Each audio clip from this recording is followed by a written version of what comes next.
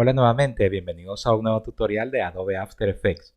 El día de hoy veremos el proceso para poder manipular los gradientes radiales en una forma y también poderle aplicar los diferentes estilos de capa.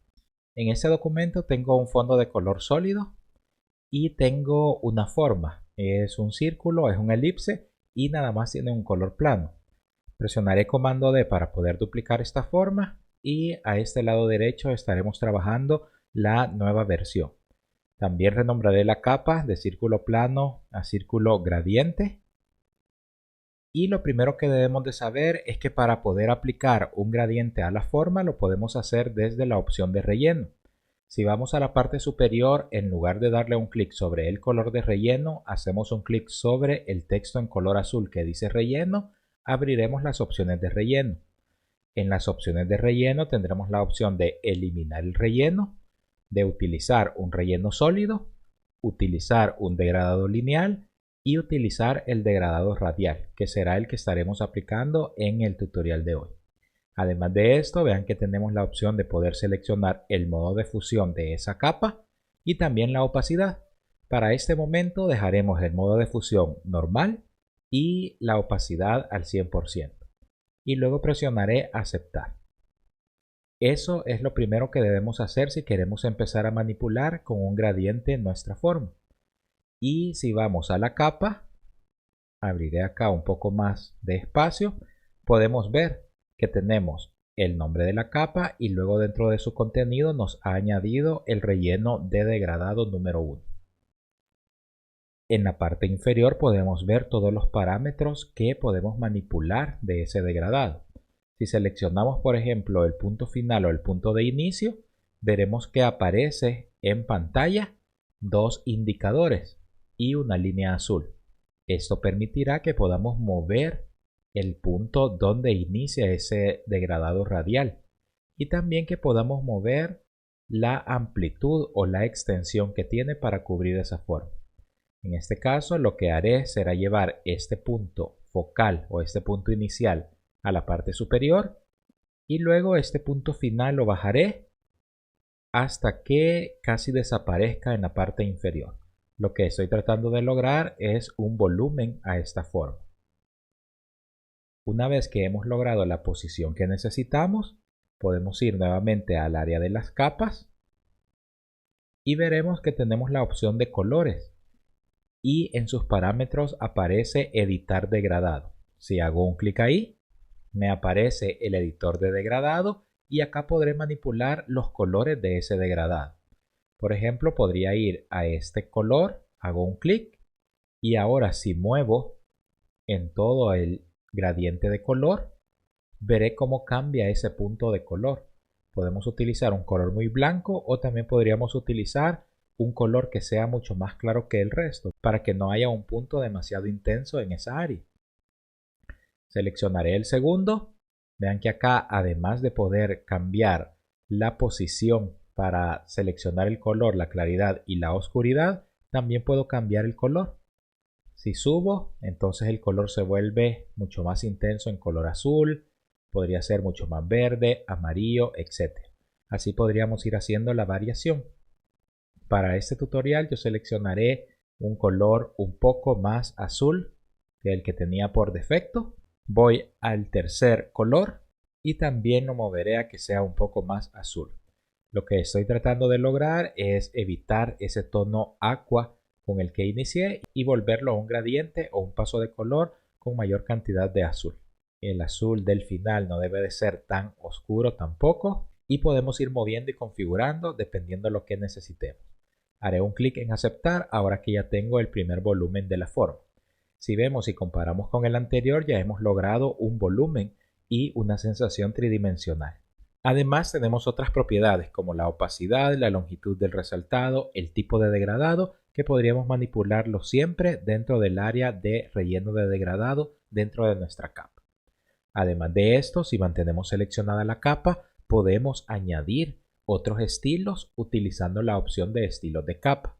Para esto deberíamos de seleccionar la capa a la cual le queremos aplicar el estilo de capa, ir al menú capa, estilos de capa y acá tenemos varias opciones. Tenemos sombra paralela, sombra interior, resplandor exterior, etc. Acá seleccionaré como ejemplo la sombra interior y haré un clic. Cuando se añade la sombra interior veremos dos cambios. Primero vemos esa especie de bisel y esa sombra interior dura que se ha añadido a la forma. Pasó de ser una forma que parecía que nada más era volumétrica a una forma que parece que está incrustada en el fondo. Si lo vuelvo a seleccionar y voy a la capa, veremos que además del contenido tenemos abajo los estilos de capa.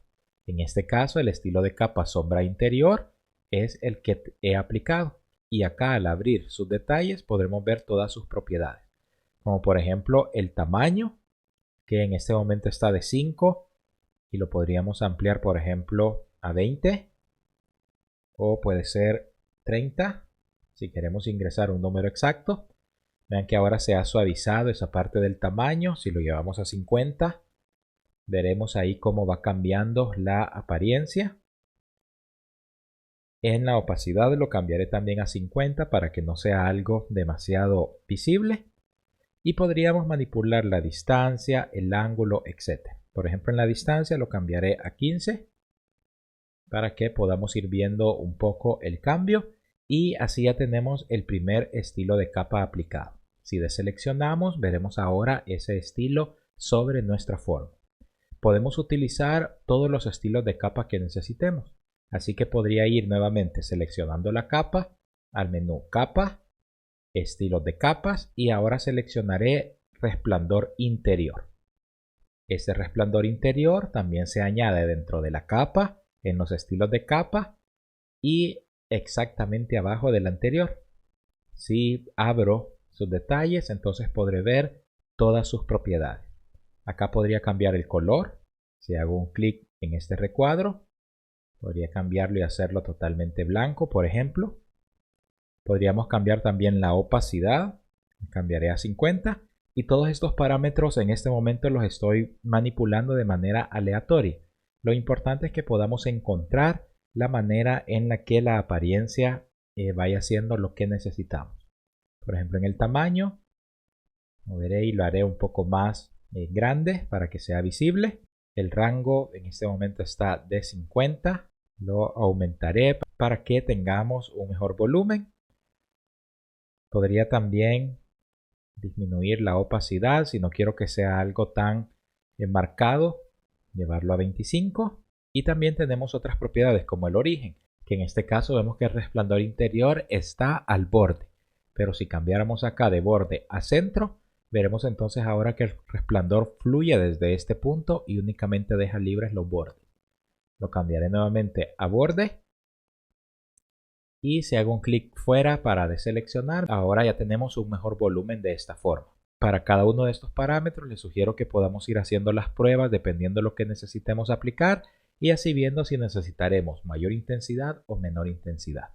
Lo último que aplicaré para esta forma será un estilo de capa. Voy al menú Capa, Estilo de capa y seleccionaré la sombra paralela para poderle dar también un poco más de profundidad.